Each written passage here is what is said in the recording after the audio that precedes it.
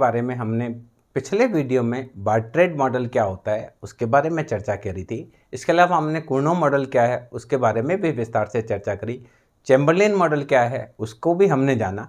इसी क्रम में आज के इस वीडियो में हम देखेंगे कि स्टेगलबर्ग मॉडल क्या होता है। जर्मन के अर्थशास्त्री H.G. स्टेगलबर्ग ने 1952 में एक किताब लिखी थी। उस किताब का नाम था थ्योरी ऑफ पॉलिटिकल इकोनॉमी। उस किताब में उन्होंने लिखा कि एक कुशल दयाधिकारी यह जानता है कि उसका प्रतिद्वंदी कुर्नों की मान्यता के आधार पर चल रहा है। इस कारण से एक दयाधिकारी अपने जो प्रतिद्वंदी होते हैं उसकी उत्पत्ति प्रतिक्रिया वक्र को ध्यान में रखते हुए अपने कुल लाभ को अधिकतम करना चाहता है। तो स्टेगलबर्ग ने यह स्पष्ट किया कि किस प्रकार से एक दयाधिकारी बाजार होता है, उसमें जो दोनों फर्में हैं, दोनों फर्मों में या तो एक फर्म ए फर्म नेता के रूप में कार्य करेगी, बी अनुयायी के रूप में काम करेगी, या बी नेता के रूप में काम करेगी, ए अनुयायी के रूप में काम करेगी या किसी स्थिति में दोनों ही फर्मों में आपस में मत विभेद हो सकता है। अगर दोनों के मध्य कीमत प्रतिस्पर्धा होती है तो दोनों ही फर्में नेता के रूप में व्यवहार कर सकती है, और यदि दोनों ही फर्में एक दूसरे की जो प्रतिक्रिया है उससे सहसंकित हो तो संभव है कि दोनों ही फर्में अनुयायी की तरह व्यवहार करें। तो स्टेगलबर्ग ने जो दयाधिकारी समस्या का समाधान है उसका बहुत ही तार्किक ढंग से उन्होंने वर्णन किया था। उनका ये मानना था कि जो ए और बी की उत्पत्ति प्रतिक्रिया वक्र है, ये देखिए, जैसे ये ए का उत्पत्ति प्रतिक्रिया का वक्र और ये बी का उत्पत्ति प्रतिक्रिया वक्र है। ये क्या कर रहा है, ए का उत्पत्ति प्रतिक्रिया वक्र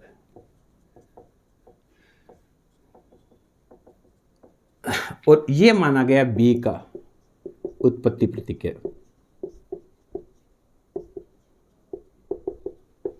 ये ई बिंदु जो होता है जिस पर दोनों ही फर्म का व्यक्तिगत लाभ अधिकतम होता है, यानी ई बिंदु साम्य का बिंदु होता है। इस बिंदु पर ए फर्म का भी व्यक्तिगत लाभ अधिकतम होता है और बी फर्म का भी व्यक्तिगत लाभ अधिकतम होता है। इस ई बिंदु को उन्होंने कुर्नो का हल दिया था। अब दूसरी चीज इसमें देखने वाली बात यह है कि ये जो है ये पाई ए,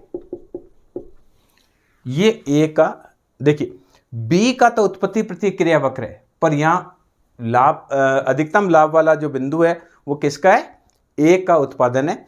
इसमें यह होता है कि स्टेगलबर्ग का साम्य जब ए नेता हो, देखिए यह है स्टेगलबर्ग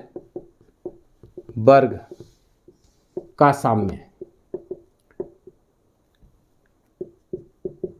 जब ए नेता हो। अगर ए नेता हो बी अनुयायी हो तो साम्य स्टेगलबर्ग का यहां होगा, और यहां ये होगा पाई बी। ये बिंदु है स्टेगलबर्ग का साम्य जब बी नेता हो।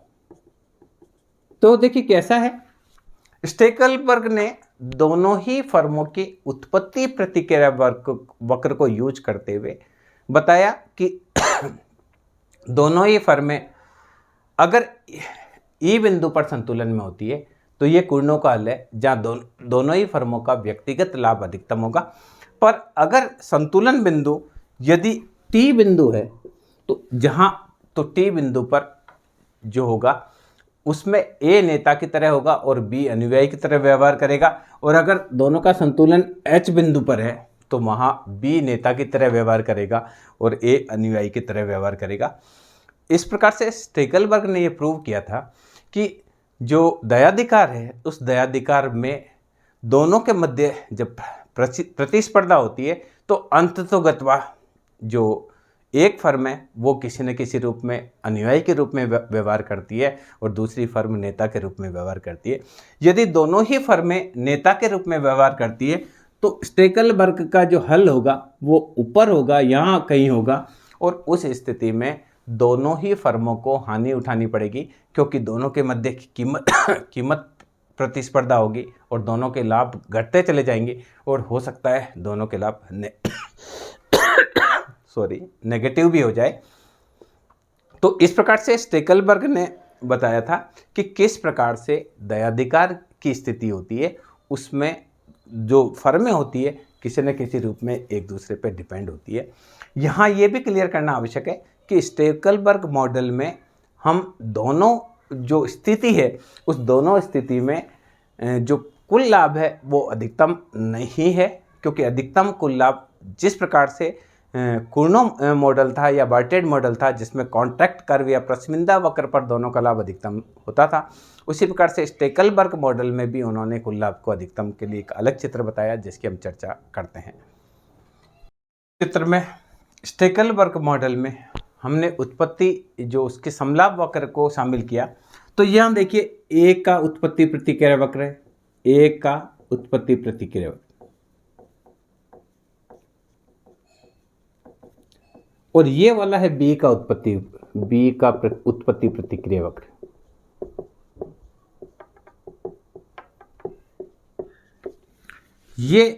ये बिंदु अभी हमने देखा, ये बिंदु था कुर्नों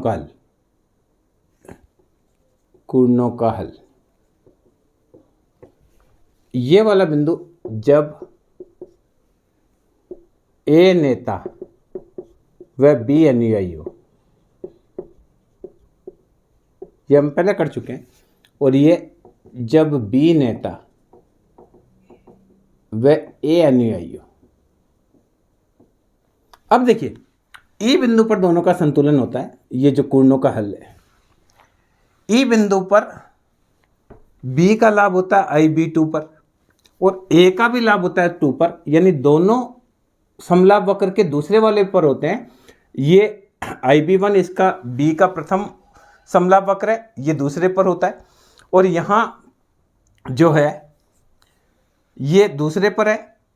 अब देखिए ई से, अगर ई से टी बिंदु पर जाते हैं तो टी बिंदु पर जाते हैं, ई से यदि टी बिंदु पर जाते हैं तो ए का लाभ वही रहता है। ये देखिए आपको ये ध्यान रखना है कि यहाँ जो समलाभ वक्र है वो कुर्नों की तरह यूज किए गए हैं। इसका मतलब है कि इनमें नीचे जाएंगे तो लाभ बढ़ेगा, ऊपर जाएंगे तो लाभ घटेगा। जो बार्टेड मॉडल था उसमें समलाभ वक्र इस प्रकार के थे, जिसमें ऊपर जाने पर लाभ बढ़ रहा था तो नीचे जाने पर घट रहा था। ये कुर्नो मॉडल की तरह है। तो यहाँ देखिए ई से टी पर जाते हैं ई से टी पर जाते हैं तो टी पर बी का लाभ वही रहता है, देखिए इसी वक्र पर है, पर ए नीचे वाले समलाभ वक्र पर आ जाता है। यानी इस स्थिति में टी ई से टी पर जाने पर ए के लाभ में वृद्धि होती है, बी का लाभ वही रहता है। और अगर ई से एच पर जाते हैं तो ए का लाभ वही रहता है, देखिए, और बी नीचे वाले वक्र पर चला जाता है, इसका मतलब बी का लाभ बढ़ जाता है। इससे ये प्रूव होता है कि जो ये कॉन्टैक्ट कर्व है, इस कर्व पर दोनों ही फर्म का लाभ, एक फर्म का लाभ वही रहे पर दूसरा का बढ़ सकता है, या बी फर्म का लाभ वही रहे ए का बढ़ सकता है, या ए का लाभ वही रहे बी का बढ़ सकता है। और अगर इस कॉन्टैक्ट कर्व के बीच में कोई डब्ल्यू बिंदु पर जाएं तो दोनों ही फर्म का लाभ बढ़ सकता है। ई बिंदु कुर्नों का हल है जहां दोनों अनुयायी है, कुर्नों का हल जहां दोनों अनुयायी है। अगर दोनों नेता की तरह व्यवहार करेंगे तो ये देखिए दोनों नेता की तरह व्यवहार करेंगे तो हल होगा यहाँ इस जगह होगा। मान लीजिए ये बिंदु है, एक्स बिंदु पर हल होगा, और इस पर दोनों को ही नुकसान उठाना पड़ेगा क्योंकि दोनों कीमत कम करेंगे। तो कुर्नों का हल ये है, देखो ये बिंदु ऐसा है, ये साम्य ऐसा है जहाँ ए नेता है बी अनुयायी है, यहाँ ई बिंदु जहाँ दोनों ही अनुयायी है, यहाँ बी नेता है ए अनुयायी है, और ये एक्स बिंदु है जहाँ दोनों ही नेता है। स्टेकलबर्ग का ये मानना है कि कुर्नों के हल में दोनों ही फर्म का व्यक्तिगत लाभ अधिकतम होता है पर कुल लाभ अधिकतम नहीं होता है, क्योंकि इससे अगर हम टी बिंदु पर जाएंगे तो बी का लाभ वही रहेगा ए का लाभ बढ़ जाएगा, और ई से एच बिंदु पर जाएंगे तो ए का लाभ वही रहेगा और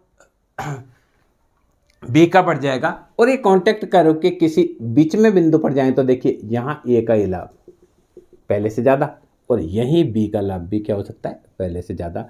इस प्रकार से स्टेकलबर्ग का भी ये मानना था कि जो कुर्नों के हल से अलग कोई बिंदु है, प्रशमिंदा वक्र पर जाए तो लाभ बढ़ेंगे, या प्रशमिंदा वक्र के भीतर किसी बिंदु पर जाएंगे तो दोनों के लाभ बढ़ेंगे।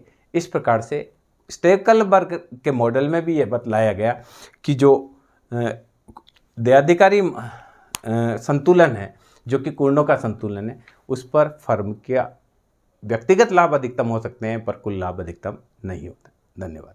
मैं समझता हूँ इस वीडियो के माध्यम से स्टेकलबर्ग मॉडल क्या है इसको आप समझ पाए होंगे। स्टेकलबर्ग का मॉडल का गणितीय प्रश्न हम अपने अगले वीडियो में करेंगे। धन्यवाद।